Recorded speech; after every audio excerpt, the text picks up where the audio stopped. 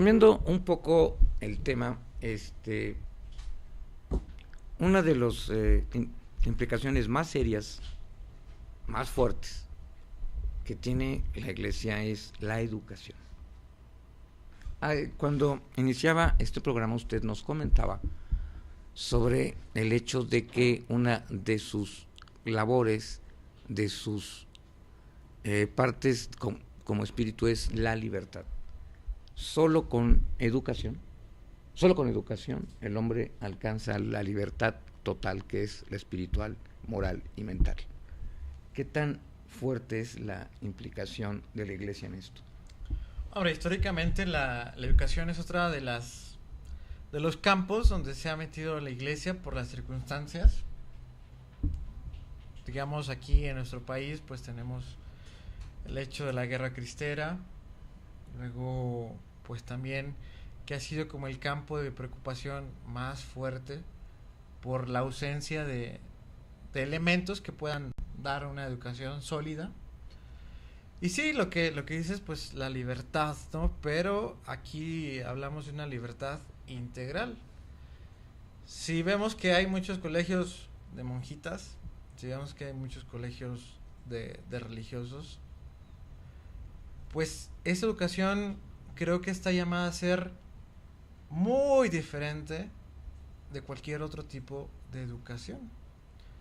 Primero porque, como les decía, es una educación integral. No solamente creo que se habla de la parte intelectual. Ahí se educa, uno de los eslogans de algún colegio es, se educa para la vida. Y en ese educar para la vida, pues también está el solidarizarse con el prójimo, el ver por sus necesidades, el ser un agente de cambio en este mundo.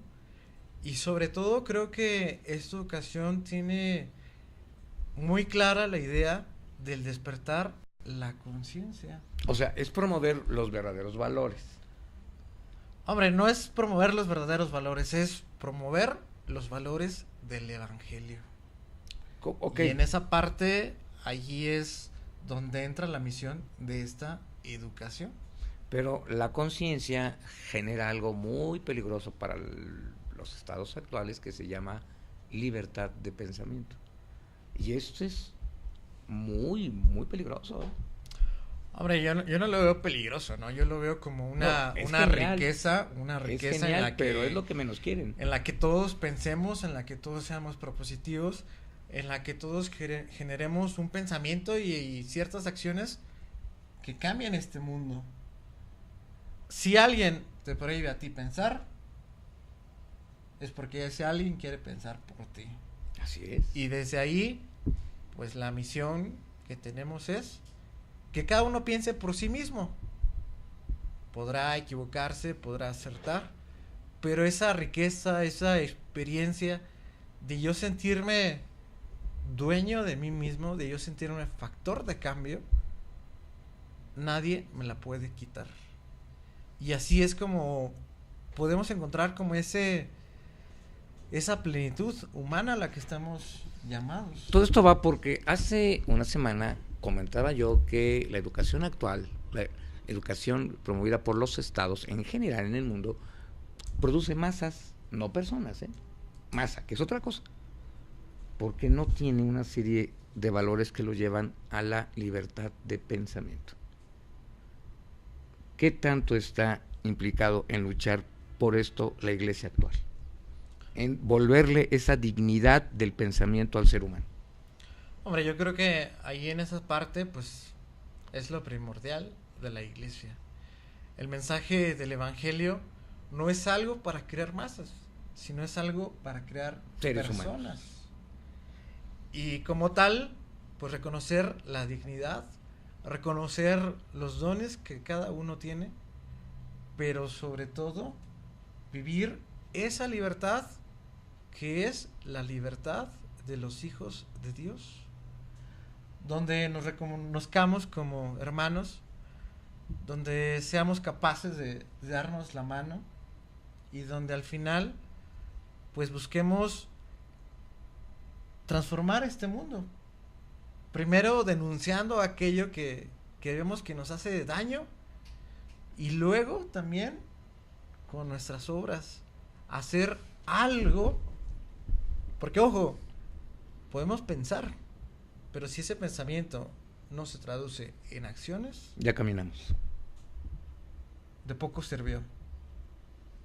De ahí hablamos que la iglesia es algo que invita a pensar, pero que también algo que invita a actuar. Desde aquí podemos decir que la iglesia pues está totalmente implicada en formar personas, y no solamente en el campo de la educación. Hoy hablamos de que esta transformación es una transformación integral, donde la educación es un aspecto más. Pero así como está la educación, pues también podemos decir que está el campo afectivo, el campo familiar, emocional, el campo social. A lo mejor la educación es uno de estos diversos campos.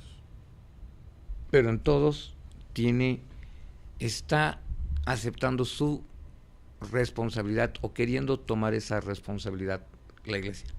Claro, sí, o sea, porque esa responsabilidad pues abarca a toda la persona. Y a todas las personas. Y a todas las personas que nos sentimos como creyentes, miembros de esta comunidad. Tocó usted un punto que iba a ser mi próxima pregunta, pero bueno, pues ya que lo tocó, la responsabilidad de señalar ante la sociedad todo aquello que nos hace daño como seres humanos, todo aquella cúmulo de falsos valores, como puede ser la sociedad de consumo en todas sus formas, los falsos valores en las relaciones humanas, la cosificación de los seres humanos, el medir a los seres humanos mediante su capacidad de consumo, etcétera. ¿Qué tan implicada se siente en este momento la Iglesia Católica en denunciar estas características, esta situación de errores ideológicos, políticos, desafortunadamente, y hasta humanos? Hombre, yo creo que en esta parte también la iglesia está totalmente involucrada. Yo creo que ese es el primer paso para lograr esta transformación. El reconocer qué es lo que nos está haciendo daño. Y desde estos valores evangélicos, poder hacer un equilibrio y ver, esto me está ayudando, esto no. Como sociedad, esto nos está ayudando a crecer, esto no. Pero ojo, para hacer este análisis, para hacer este juicio, necesitamos estar formados en una conciencia crítica. Y esta conciencia crítica se da desde el Evangelio. Desde esa formación que nosotros podemos recibir como hombres y mujeres de fe. La iglesia, pues en su devenir histórico, pues ha tenido muchos personajes que han entregado su vida por denunciar aquello que nos está no, pues todavía en El Salvador, pues, no, o sea, históricamente no, o sea, todavía en lugares como El Salvador se está dando y le está costando la vida porque cometen un error, decir la verdad. Esa es la cosa, ¿no? Que la verdad incomoda, la verdad muestra los errores, pero sobre todo, la verdad muchas veces es una lucha de poder, donde aquel que agrede es el que está perdiendo. El ejemplo de los mártires del Salvador, pues que van a cumplir 25 años, pues una denuncia política. Aquí tenemos un personaje muy conocido, el padre Alejandro Solalinde, un luchador incansable por los derechos de los migrantes. Amenazado ya de muerte. Amenazado de muerte, pero ojo, que sigue su lucha y la sigue firme y la sigue dando la cara frente al gobierno.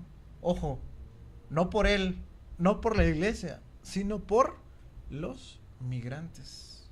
Obispos y sacerdotes del estado de Michoacán también amenazados ya de muerte y que siguen ahí. Sí, en esa parte pues tenemos muchos y todos casos cometiendo el mismo error, decir la verdad.